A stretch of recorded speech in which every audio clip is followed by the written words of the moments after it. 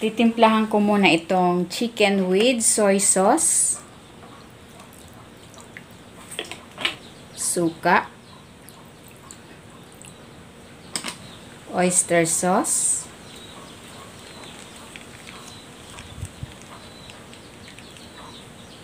at ng paminta.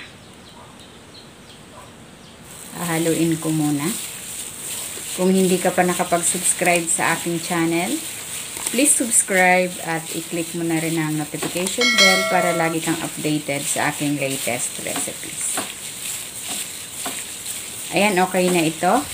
Ibabad muna natin ito for at least 30 minutes.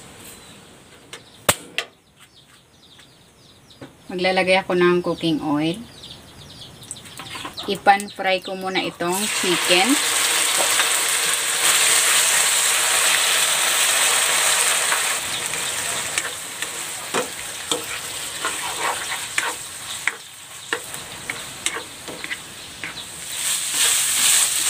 Ayan, okay na ito. Itatabi ko lang muna para makapag-gisa tayo ito sa kabilang side. Nagigisa na ako ng bawang.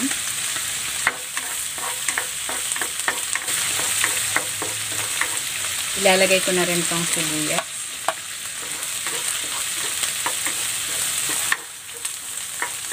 Ayan, ilalagay ko na rin itong bell pepper.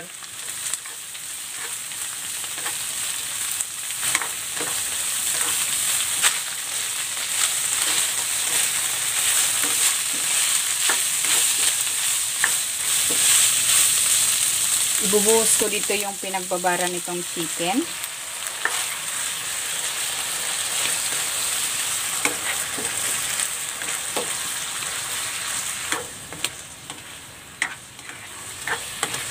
Ayan, luto na itong ating 1 pan bell pepper chicken. Hahanguin ko na ito.